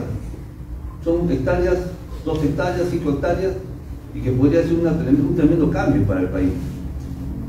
Podrán heredar, podrán dar en herencia, podrán titular, podrán vender, podrán alquilar, y otros más podrán comprar esas mismas tierras de los que están al costado y poder comenzar a renovar este asunto, que es una propuesta que yo creo que debería tomarse en cuenta para que el país salga de este problema. Lima no entiende al interior del país, y el amigo justamente, el compañero justamente, sabe muy bien. Una convocatoria, una reunión del tema agro en un distrito, una provincia fuera de Lima, está abarrotada, claro, con muchos reclamos, pero ya tenemos algunas ideas de lo que se puede hacer justamente, ¿no? Es un tema de sobre el país. Bien, compañero, adelante. Buenas noches, compañero. El tema de agro realmente es un tema fundamental de nuestro país, ¿no? Un país tan generoso en cuanto a geografía, prácticamente Perú tiene todo. Lo que realmente está fallando, y lo ha dicho muy bien los compañeros, es en cuanto a las estrategias políticas públicas en el manejo de esta actividad fundamental para el desarrollo del país. Tantas veces abandonada, tantas veces ignorada, y que no cuenta con el apoyo debido. En ese sentido, compañero, realmente saludo al compañero Valderrama, que tiene en su agenda social esta actividad económica. ¿Cómo impulsar esta actividad económica en la política de un posible gobierno priista dentro de los próximos años, porque urge, compañero, una política estratégica fundamental para el desarrollo de nuestro país. Gracias. Muy bien, cierra Fernando Butrón, por favor. ¿Qué tal? Buenas noches. Víctor Campos nos decía hace poco que nos comentaba sobre esta iniciativa, ¿no?, en Huancavelica, de retener a los jóvenes profesionales para de alguna manera desarrollar la actividad agraria en la región, ¿no?, y que era fundamental y trascendental el apoyo del Estado para darles conocimiento, tecnificarlos, y no sé si también generar una especie de asociatividad entre ellos. La pregunta es, escuchando a Víctor Vázquez hace un momento, ¿no?, estas jóvenes promesas con conocimiento propio de la realidad y del contexto, y no desde el escritorio, como mencionaban los anteriores expositores, ¿es posible llevar a cabo un trabajo integral? Es lo que yo vengo planteando desde 1980. Han pasado 45 años van a ser, y seguimos con la estrategia de agua, crédito, asesoría y tecnología. ¿De dónde nace esto que nosotros conversábamos? Recuerdo que una gran lucha, la gran FARTAC, el gremio de gremios en el sur, que era del Cusco, planteábamos esto con una justificación muy simple. ¿Qué cosa era lo que hacía el hacendado en sus terrenos? El hacendado era el comercializador, era el asesor, era el vendedor, no era el que sembraba. Pero él articulaba todo: educación, salud, asesoría, tecnología. Él articulaba todo. Se fue el hacendado, el Estado tenía que haber asumido eso. No lo hizo y hasta ahora no lo hace. Entonces, desde la reforma agraria de Velasco hasta la actualidad no lo hace. Lo han intentado, sí, pero no se hace. Entonces, yo no digo que vayan a volvernos a hacendados, por supuesto no. Estamos en el siglo XXI, estamos en otra dinámica del mundo, pero lo que no ha cambiado y lo que sí es que se necesita agua, crédito, asesoría y tecnología para las organizaciones. Como dijo el ingeniero Benavides, la falta de agroguaylas. La falta de agroguaylas el agricultor no la vende directamente, la compra en un intermediario para los agroexportadores. Entonces, ¿cómo evitamos eso? Hay muy buena falta también de exportación en Curahuasi, la tierra del anís, en Apurímac. Ya no hay anís, dicho sea de paso. Se trae el anís de Bolivia. Para hacer el anís nájar de Arequipa se trae anís de Bolivia, ya no se trae de Curahuasi. Ahora en Curahuasi hay un poco de ganadería, hay papa nativa, hay palta, hay fresas. Pero no hay asesoría, no hay crédito, no hay nada. Es iniciativa, en algunos casos, privada, individual, de asociaciones y las organizaciones que de alguna manera tratamos de apoyar desde un punto de vista privado. Entonces, para concluir simplemente, yo sigo pensando de que me voy a un extremo cuando decía, pues, si cierran el ministerio no pasa nada, y es verdad, ¿no? El actual ministerio ya están fallando los ascensores, es un edificio moderno, el otro día he tenido que subir 13 pisos, no tengo ningún problema, me estoy acostumbrado a subir cerro, pero creo que el personal ha sufrido un poco. Pero ya está sucediendo eso. ¿Y por qué sucede? Chavibuchí 3, ¿cuántos años? Majes 2, ¿cuántos años están esto? ¿Por qué sucede esto en el Estado? Se hace un proyecto de inversiones, 2.000, 3.000, 4.000 millones, después se queda paralizado y se llena de juicios interminable. En Puno, la Unía fue una represa que se hizo en el primer gobierno de Alan García, se concluyó y no se terminaron de hacer los canales de irrigación. Era para irrigar 32.000 hectáreas. Actualmente funcionan solamente 3.000. Y el agua de la Unía, que se supone debería ser para la agricultura, ahora sirve para Juliaca, para agua y desagüe, no pagan un centavo por esto, y la laguna en sí se ha vuelto una piscigranja, porque todo el mundo ahí hace piscicultura con permiso de todos. Entonces, más cuesta para el Estado estar manteniendo esas maquinarias para mantener limpia la represa, de que sacarle algún provecho.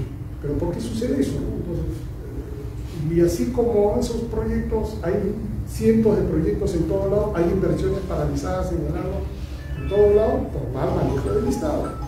Entonces el APRA, creo yo, que lo primero que tenemos que empezar a ver es cómo la reorganización del sistema del Estado, de cómo trabaja la burocratización, el papeleo interminable que tiene para cualquier cosa.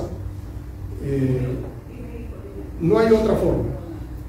Sin embargo, ¿podemos hacer una alianza con los agroexportadores? Sí, debería hacerse una alianza. Yo he conversado con varios, yo tengo familias que están vinculadas a la agroexportación. Yo cuando hablo con ellos me dicen, pero es complicado, me dicen, porque están muy divididos, que se asocien. Pero bueno, toco las puertas del Estado y el Estado también dice, mira, es muy complicado, vamos a hacer un proyecto.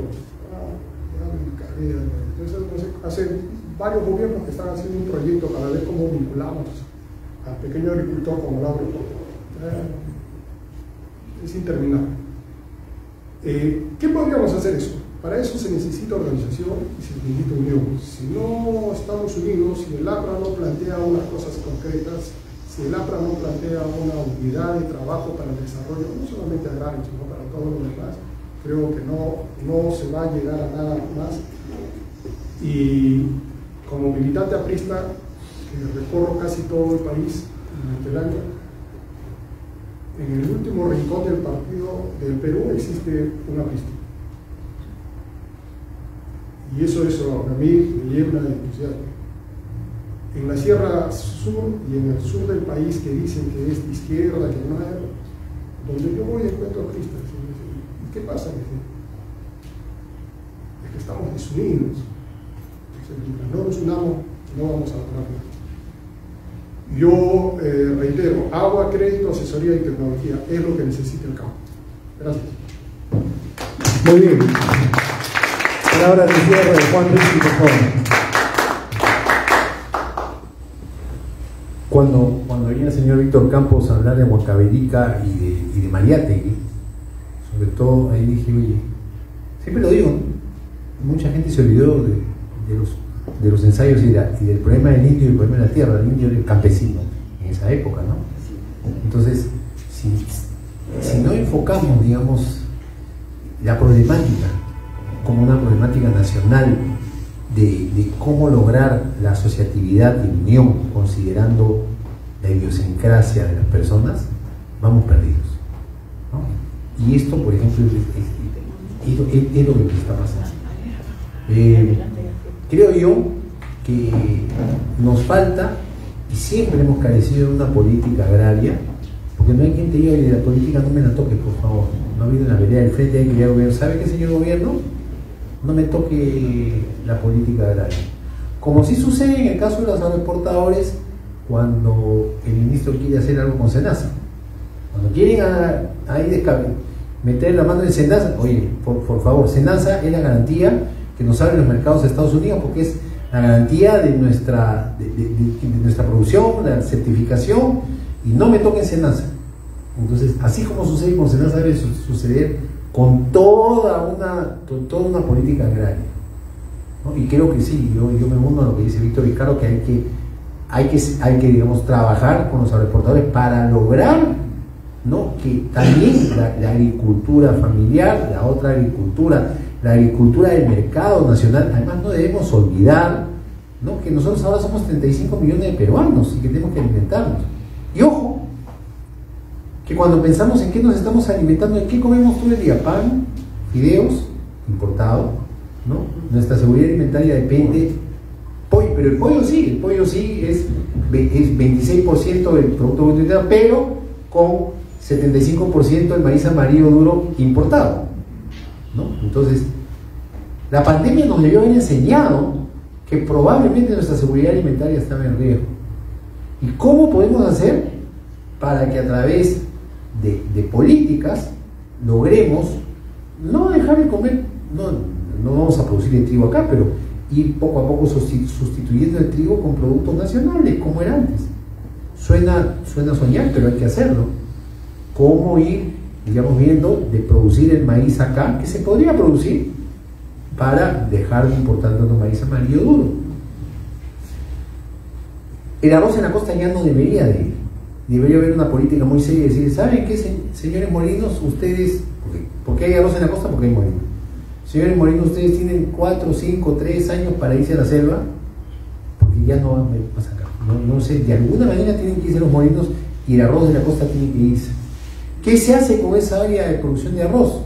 Se busca formas de asociatividad de los productores, incentivos a los productores para que produzcan ya sea productos de la exportación o produzcan el maíz que necesitamos para los pollos. No todos van a producir productos de la exportación, no todos van a poder tener la exportación que yo digo siempre es el carro fino, pero van a poder tener pues su autito chino, ¿no? Que es el maíz amarillo duro, que también te sirve, también ganas plata. O sea, no vas a poder ganar un montón de plata, pero no vas a invertir y poco a poco puedes ir transicionando tal vez a productos de agroexportación. Esa gran política tiene que hacerse una retransformación de la sierra, porque por ejemplo, ya producir, y eso lo digo como, yo me crié en un establo lechero, la producción de leche en la costa ya no debería darse, porque está compitiendo con suelos para la agroexportación, ¿no? Y en la sierra tenemos muchas áreas de pasturas para ganadería extensiva y tal vez semi-estabulada para producir la leche y los lácteos en las sierras. Oleaginosas. Dios mío, yo oigo cuando oigo a gente que me dice la palma aceitera ha degradado la selva. Le digo, a ver un momentito, le digo, la palma aceitera ha entrado en suelos que ya estaban degradados. Somos un país que importa el 80% de su necesidad de aceite. ¿Por qué no le damos una salida a la palma aceitera en la selva y darle una fuente de ingreso a los agricultores de selva? Además del arroz, además del cacao, y además del café, y además de otros productos que están entrando muy bien en la selva. Entonces, toda esta política tiene que darse si es que hay unidad, si es que alguien exige al ministerio que trabaje en este tema, ¿no? El ministerio se llama Honorable Asesor, ahora me dicen que es un edificio muy lindo, pero la mística que había en la época, cuando yo trabajé antes en el ministerio, desde el 98 hasta el 2009, incluso trabajé con el ingeniero Benavides, ¿no? Había mística en el ministerio, la gente trabajaba y los sueldos eran más bajos. Ahora todo el mundo está a las 5 de la salida, ya a un cuarto para las 5 ya no recibo nada, cierra la oficina porque me tengo que cerrar para irme, chau. Y se ha perdido esa mística. Y la otra que hay en el ministerio, ¿no? Es que yo siempre se lo dije cuando regresé. Oye, le dije, ustedes andan en gerundio siempre, leyendo, estoy avanzando, estoy preparando, estoy coordinando.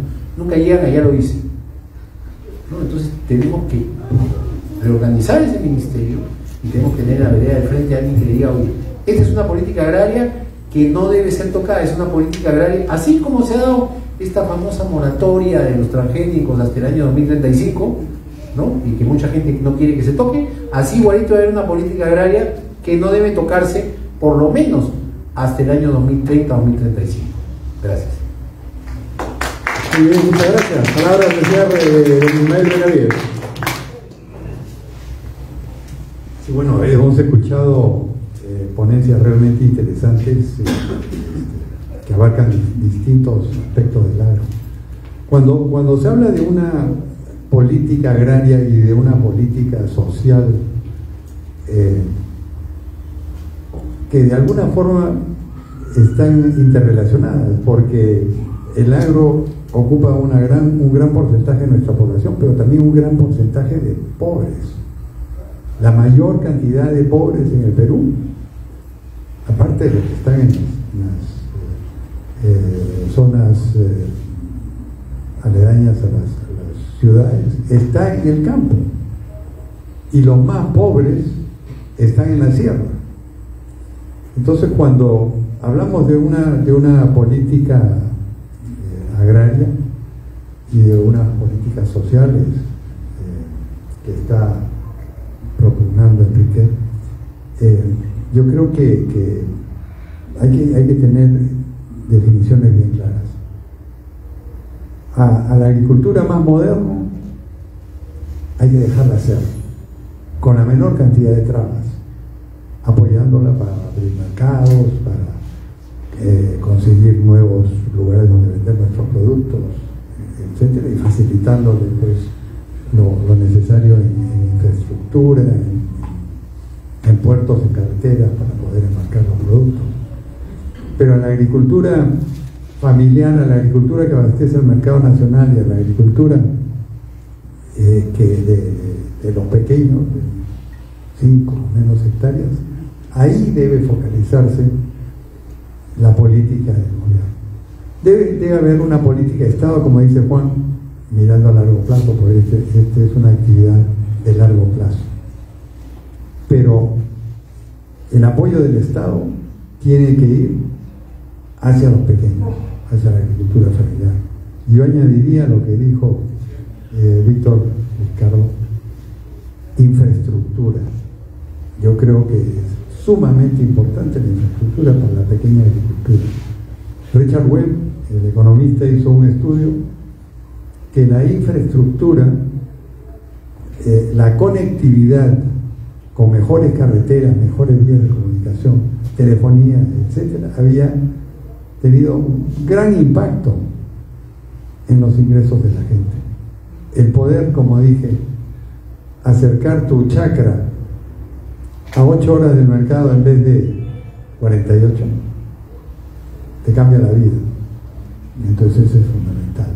Entonces yo creo que parte de la política social que propone Enrique tiene que estar focalizada en esa pequeña agricultura, esa agricultura familiar, esa agricultura que nos provee de alimentos, para que a su vez estos se vuelvan prósperos.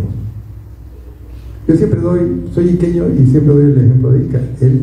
El PBI de Ica es el segundo del país, $12.700 per cápita, frente a un 7.500 que es el promedio nacional. Quiere decir que hay muchas zonas muy pobres, y justamente muchas zonas donde la agricultura es muy pobre, y esa es la que se tiene que incorporar con buenas políticas, una buena visión de Estado, para que esta gente también pueda gozar de esa mejor prosperidad que gozan los iqueños. Gracias. Muchas gracias, querido amigo, agradeciendo tu votación democrática a participar hoy día. Compañero Víctor Vázquez, Villanueva, para el cierre.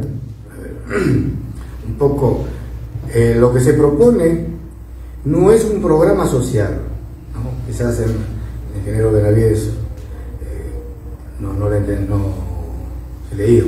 Lo que propone el APRA, ¿no?, es una política agraria que englobe, que involucre la justicia social,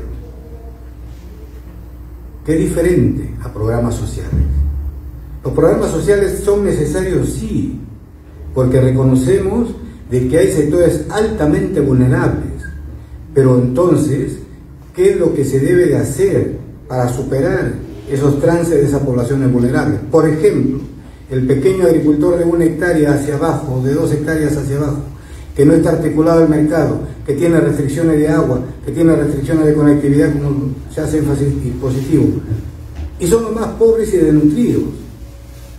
Tenemos que darle una mirada diferente, porque serán otros factores necesarios en el tiempo que el Estado tiene que comprometer para reducir esos niveles de pobreza, para reducir esos niveles de desnutrición, para reducir su vulnerabilidad permanente en términos alimentarios.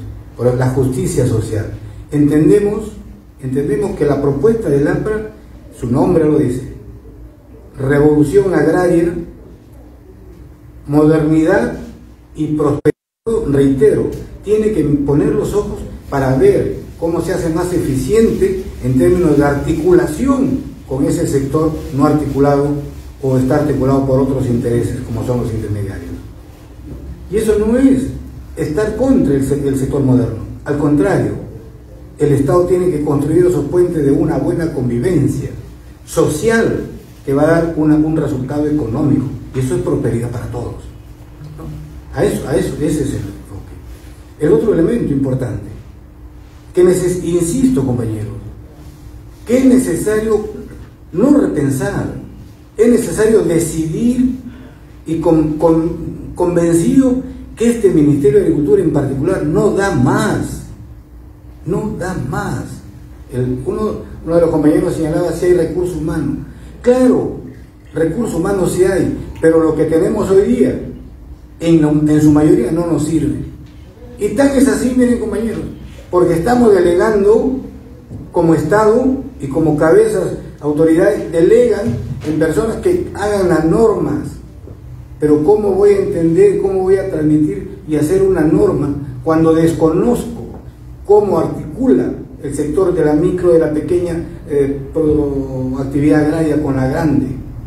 Desconozco cuáles son las debilidades y fortalezas de un modelo asociativo. Desconozco que esos pequeños productores asociados no tienen capacidad de apalancamiento de finanzas para la banca. Y ahí viene lo que señalaba Víctor Vizcarra, crédito.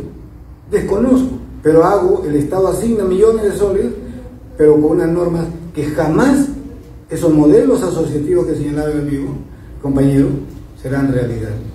Pero además, al frente de la toma de decisiones, hay profesionales, sí, pero ni siquiera saben, por favor. O sea, tenemos que estar convencidos, ¿no? Es como darle que conduzca, que timonee el barco a un capitán de nombre, porque tiene el diploma de capitán. Pero capitán, ¿dónde?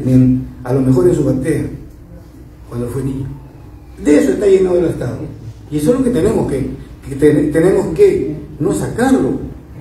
Tenemos que darle la ubicación eficiente dentro del Estado para que sea un servidor público productivo, eficiente. En eso se ha perdido el norte del Estado, ¿no? En eso se ha perdido. Ahora, también quisiéramos ver, miren amigos, el 70% de la propiedad agrícola, de la superficie agrícola, no tiene título de propiedad. Y de aquellos que tienen, solamente el 20% está registrado. ¿Qué nos dice? Inseguridad jurídica. Pues esa es una bandera que el APRA propone en los 5 años.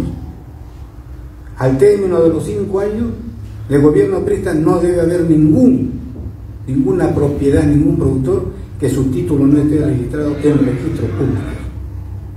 Pero que hoy día el clientelismo, ¿qué nos dice? Te entrego el título, cholo, ahí está, disculpen el término, ahí está tu título. ¿De qué me sirve?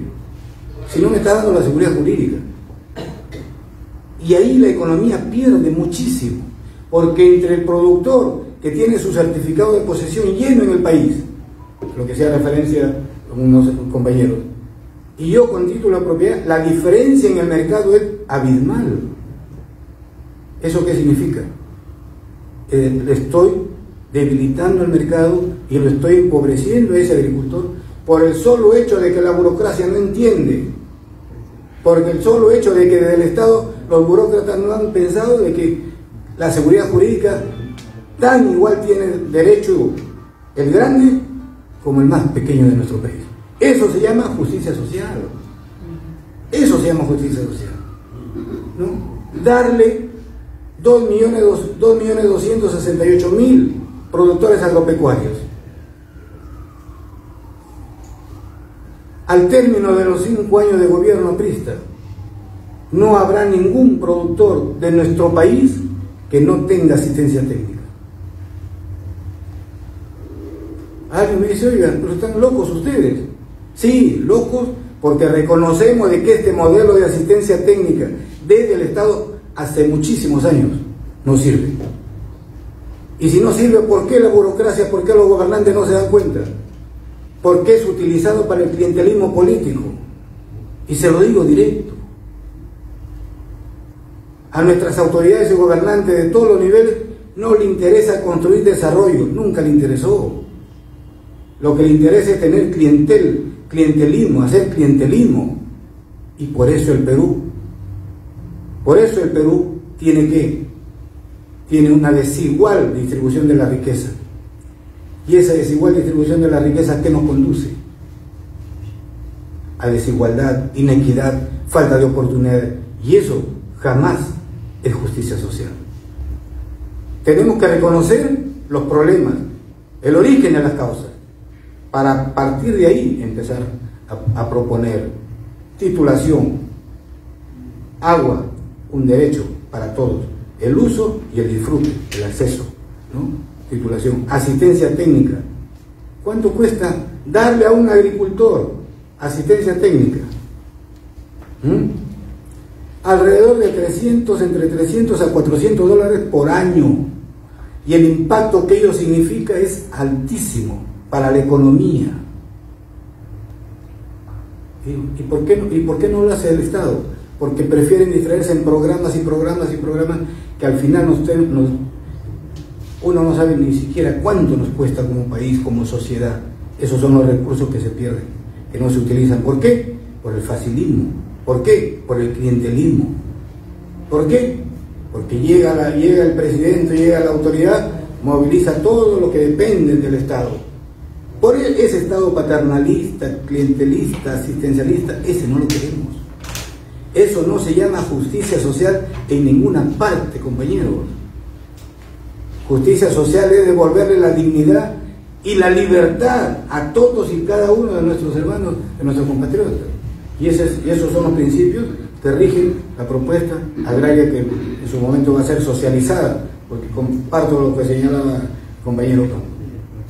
Los ejes programáticos, en su momento indicado Enrique, pondrá ya, para empezar a enriquecer a nivel distrital, a nivel provincial, a nivel regional, el gran marco de la propuesta agraria con justicia social.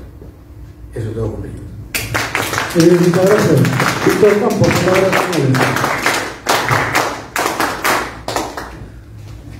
qué gran honor el tener que terminar esta parte del programa. Y quisiera terminar recordando algo que ya es patrimonio de los apristas. En el segundo periodo, el segundo gobierno del compañero Alan García, aunque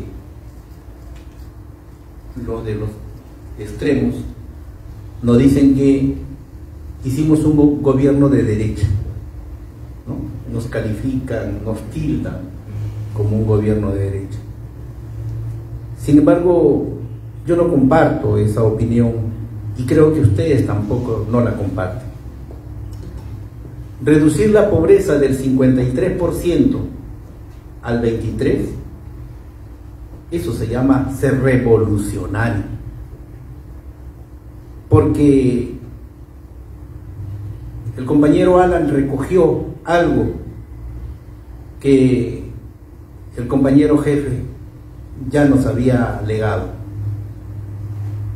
No debemos de quitarle la riqueza al rico, sino que debemos de enseñarle a crear riqueza a los pobres.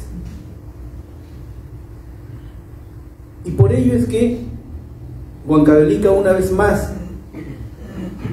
insiste en la necesidad de atreverse revolucionariamente a plantear una propuesta que dignifique al hombre del Ande.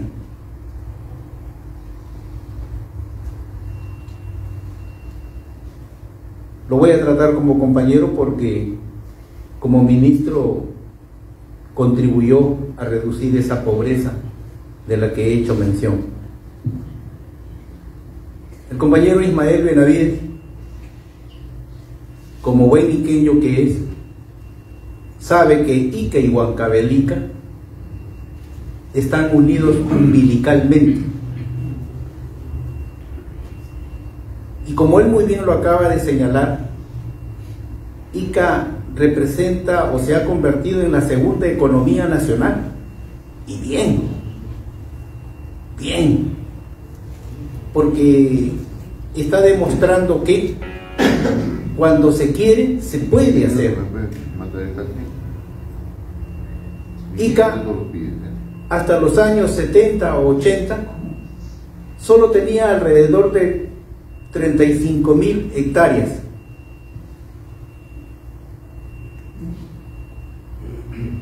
En producción.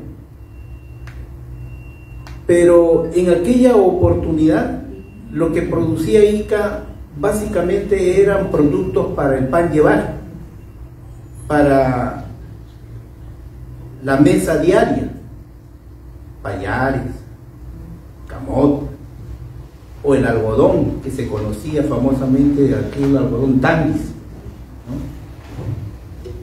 Y por ahí bastante uva y mango. Y en ese momento Ica no representaba la segunda economía del Perú. Sin embargo, hoy, estas 35.000 hectáreas que están dedicadas en su mayor parte a la agroexportación, nos traen esa calificación, que Ica se ha convertido pues en la segunda economía nacional. Yo en alguna oportunidad he sabido decir, ya quisieran los chilenos tener a un departamento como Ica. Ellos se envidian. ¿Y por qué? Porque Ica le ha empujado al país para que ya esa experiencia no solamente se quede en el sur, sino que se comparta al norte y más al sur y al centro. Y hoy ya hay regiones que tranquilamente superan las 35.000 hectáreas en producción en favor de la agroexportación. Y estoy más que seguro que dentro de poco Ica va a tener que ceder ese lugar, no porque esté pobre, sino porque habrán otros departamentos que van a crecer exponencialmente. Recordemos que en Chavimochi, por ejemplo, se va a cuatriplicar ese monto de tierras que estoy hablando, y seguramente en ese instante la producción pues será pues ampulosa y con bastantes ingresos para el país. Me preguntaba el compañero, ¿su nombre, compañero? Fernando Butrón. El compañero Fernando Butrón, que si contamos con los recursos suficientes como para poder impulsar Huayna-Pacha en cada uno de los lugares similares a Huancavelica, yo digo que sí. Yo digo que sí. Las comunidades campesinas en el Perú son dueñas de casi el 50% del territorio nacional. Son dueñas. No estamos hablando de posesionarios, son dueños. No solo la constitución política del Estado los reconoce, sino también los tratados internacionales así lo han establecido. Y la pregunta es, ¿cuánto ocupan la población campesina en estos lugares? Ni siquiera la 10ª parte de su territorio. O sea, tenemos vasto territorio como para poder aprovecharlo y sacarle el máximo de beneficio en bien de nuestros distritos, de nuestras comunidades, de nuestros departamentos y del país entero. Pero no solamente eso. Ustedes saben bien, y hace poco se ha valorado ese esfuerzo de las rondas campesinas. Nosotros tenemos nuestra propia policía muchas veces que nos resguarda, y son las rondas campesinas quienes ejercen justicia y administración de la paz en cada una de nuestras comunidades. Y si nosotros tenemos tierra suficiente como para poder entregar, ¿qué necesitamos? Necesitamos mano de obra. Y por ello es que nos atrevemos a decir que desde el gobierno debemos de impulsar una política nacional. La empresa privada se mueve a través de las inversiones y ellos nos ayudan a superar la pobreza. Pero la agricultura familiar y el Ande necesitan de políticas de Estado para poder superar estas dificultades y estas valencias. Y como decía, si las comunidades campesinas son dueñas del 50%, casi el 50%, por ejemplo 49 y punto, del territorio nacional, entonces ¿por qué no entregarle esta tierra a los jóvenes con la finalidad de que ellos puedan entregar su esfuerzo y su trabajo para hacerlo producir? Y en cada una de las comunidades campesinas existen municipalidades y existen gobiernos regionales con presupuesto. Sino lo que pasa es que estos municipios y estos gobiernos regionales se han convertido en parte de esos más de 12.000 millones de soles al año que el país pierde en corrupción. Entonces, en vez de que ese dinero se pierda en manos corruptas, ¿por qué no entregársela a los jóvenes? Pero hay algo más. Hoy la tecnología y hoy la comunicación a través del internet cada vez está llegando a los lugares más recónditos. Y las universidades, que son el centro de la capacidad y el centro del conocimiento, ¿por qué no entregársela a estos jóvenes estando en cada uno de sus territorios? Ya no necesitamos que nuestros jóvenes tengan que ir a las aulas. Tranquilamente desde el lugar en el que se encuentren pueden seguir preparándose y formándose, capacitándose y obteniendo el título que les corresponde para que ellos también sientan que no son solamente campesinos, sino también son profesionales del campo. Miren la experiencia que en estos momentos ha lanzado la UNI. La UNI en estos momentos tiene su CEPRO virtual. ¿Qué quiere decir? Que desde cualquier parte del territorio nacional, cualquier estudiante de secundaria puede a través del internet estudiar en el CEPRO. Y si obtiene las mejores calificaciones, ingresa a la UNI sin necesidad de haberse trasladado hasta Lima. ¿Por qué nuestras universidades y nuestros institutos no hacen lo mismo? Lo pueden hacer y eso no cuesta mucho. También tenemos al Ministerio de Agricultura, que tanto se ha criticado y que como muy bien se ha definido. Y las regiones tienen sus agencias agrarias en la mayoría de los distritos de los Andes. Si estos funcionarios responsables de las agencias agrarias que están al frente de 5 o 6 distritos fueran técnicos o agrónomos, yo creo que tranquilamente estaría el profesional para asistir técnicamente a cada uno de esos jóvenes que regresarían a sus tierras.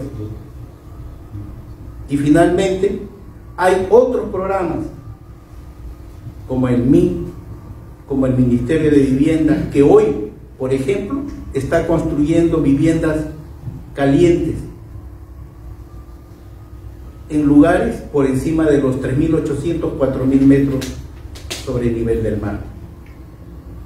O sea, tenemos todo. Lo que nos hace falta es ordenar el conjunto de esfuerzos que el Estado ya le está entregando al país para que empecemos a focalizar. Si queremos vencer a la pobreza, tenemos que no solo entregarle asignación, sino también focalizar, porque ahí donde se puede hacer y hay voluntad de parte de las poblaciones, fácilmente podemos lograr empezar a reducir la pobreza, que hoy nuevamente ha regresado al 50% y que tenemos que retornarla al 23%, cuando lo dejó el compañero Alan García en su segundo periodo. Muchísimas gracias, compañeros. Bien,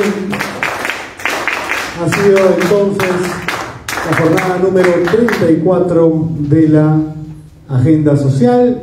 Seguimos nosotros construyendo un nuevo impulso programático del partido. El día 19, viernes 19, vamos a estar, por si acaso para todos los que puedan ir, en el distrito de Comas a las 7 de la noche, conversando con la militancia de Lima Metropolitana. Además, en la previa del 20 de septiembre, el aniversario de nuestro glorioso partido. Muchas gracias, Víctor Vizcardo, Juan Rizzi, querido Ismael Benavides, Víctor Vázquez y Víctor Campos. Buenas noches, muchas gracias.